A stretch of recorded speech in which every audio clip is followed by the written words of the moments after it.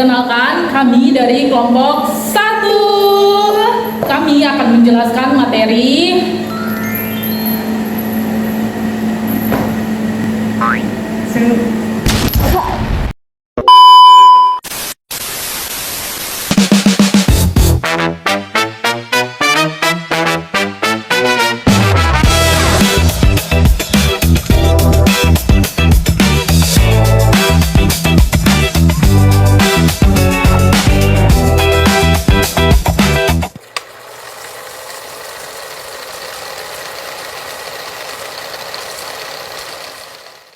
Assalamualaikum warahmatullahi wabarakatuh. Perkenalkan, nama saya Astia.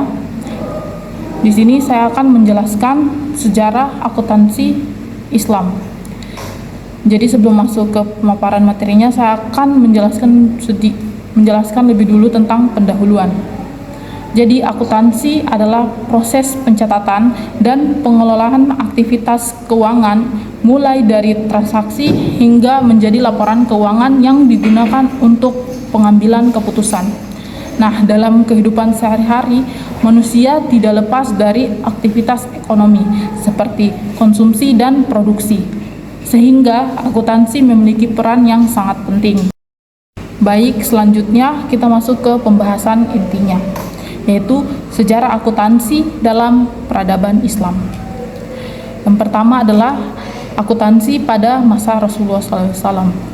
Jadi pada masa Rasulullah SAW, praktik akuntansi sebenarnya sudah mulai diterapkan, meskipun belum dalam bentuk sistem yang formal seperti sekarang.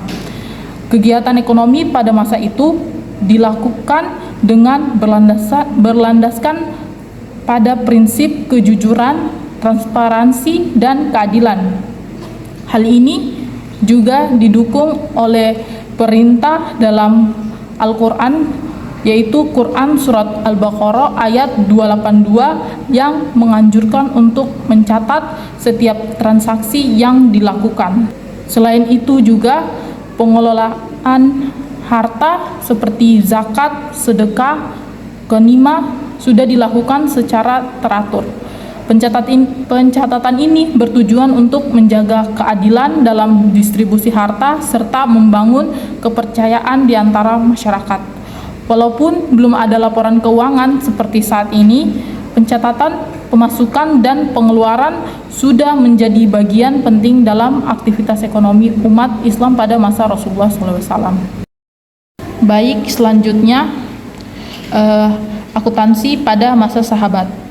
Nah, perkembangan akuntansi menjadi lebih terstruktur pada masa sahabat atau Khulafaur Rasyidin, khususnya pada masa Khalifah Umar bin Khattab, melalui pembentukan Baitul Mal sebagai pusat pengelolaan keuangan negara Islam. Nah, Baitul Mal mengelola berbagai sumber pendapatan negara seperti zakat, jizyah, kharaj, dan ghanimah, serta mencatat distribusi dana untuk kesejahteraan masyarakat. Selain itu juga dibentuk lembaga Diwan sebagai administrasi keuangan yang mencatat penerimaan dan pengeluaran negara secara terorganisir.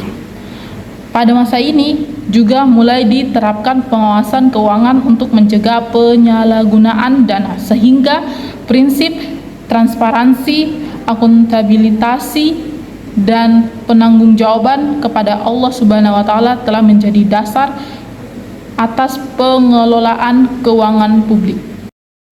Selanjutnya, akuntansi pada masa dinasti Umayyah. Nah, pada masa dinasti Umayyah, sistem akuntansi sudah berkembang menjadi lebih terstruktur dan rapi. Hal ini terlihat dari adanya pembukuan yang disebut jaridah, yaitu catatan yang digunakan untuk melihat berbagai aktivitas keuangan seperti pajak, pengeluaran, dan pemasukan. Dengan adanya pencatatan ini, keuangan negara bisa dikelola dengan lebih jelas dan tidak tercampur.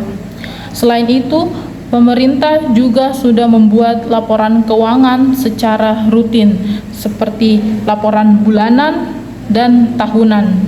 Tujuannya adalah agar kondisi keuangan negara bisa dipantau dan tetap transparan.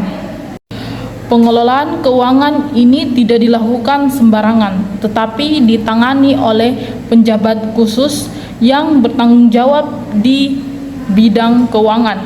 Hal ini menunjukkan bahwa pada masa itu sudah ada pembagian tugas yang jelas dan mengatur keuangan negara. Menariknya, sistem akuntansi yang berkembang pada masa ini juga diperkirakan memberikan pengaruh terhadap perkembangan sistem pembukuan di negara-negara bagian Eropa, terutama melalui hubungan perdagangan dan pertukaran ilmu pengetahuan. Oke, Assalamualaikum warahmatullahi wabarakatuh. Perkenalkan, saya Abdullah Yusuf Suli dari kelompok 1 Sejarah Akuntansi Islam. Oke, di sini saya akan sedikit menjelaskan tentang sejarah akuntansi Islam. Akuntansi pada masa dinasti Umayyah. Pada masa dinasti Umayyah, sistem akuntansi berkembang lebih profesional melalui penggunaan pembukaan jaridah untuk mencatat pajak, penerimaan dan pengeluaran negara. Laporan keuangan disusun secara berkala, bulanan dan tahunan untuk menjaga transparansi dan penjabat khusus. Dan praktik akuntansi Islam pada masa ini diperkirakan turut memengaruhi perkembangan sistem pembukuan di Eropa. Selanjutnya mungkin akuntansi pada masa dinasti Abbasiyah. Pada masa dinasti Abbasiyah, sistem akuntansi semakin kompleks dan terorganisir dengan pencatatan keuangan berdasarkan sektor ekonomi serta pengawasan keuangan yang ketat. Pemerintah mengembangkan klasifikasi akun, prosedur administrasi dan sistem pelaporan terstandar yang mendekati konsep akuntansi modern.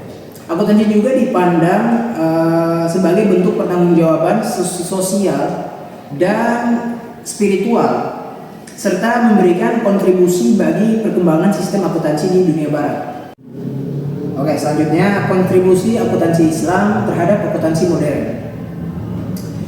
Jadi perkembangan akuntansi dalam peradaban Islam memiliki peran yang signifikan dalam pembentukan konsep akuntansi modern. Praktik pencatatan transaksi, penyesuaian laporan keuangan secara berkala, serta sistem administrasi keuangan negara yang diterapkan pada masa Islam klasik diduga turut memengaruhi lahirnya sistem pembukaan modern di dunia barat. Hal ini terlihat dari adanya konsep pencatatan terstruktur,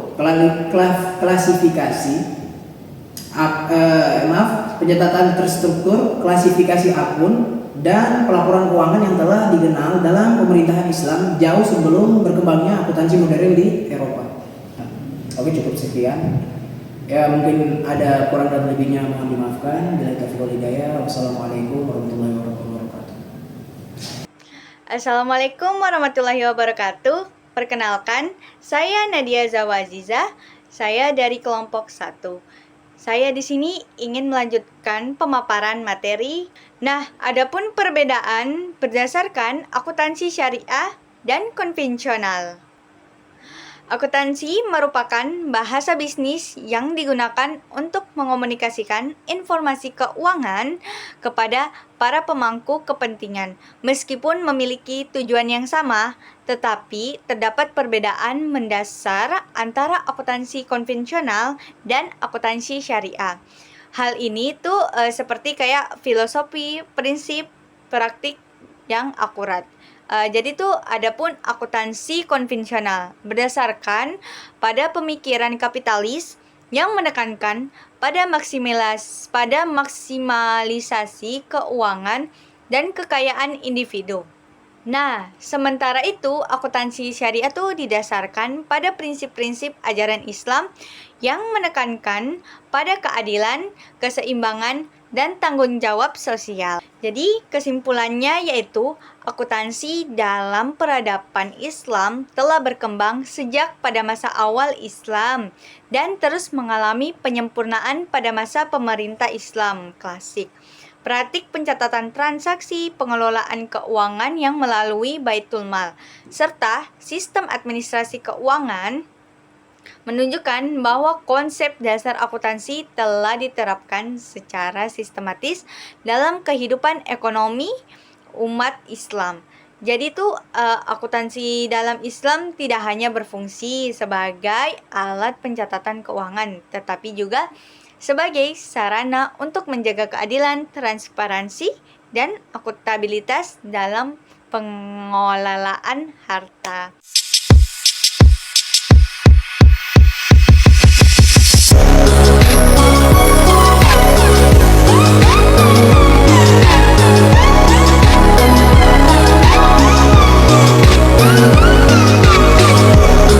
Oke, sekian dari saya.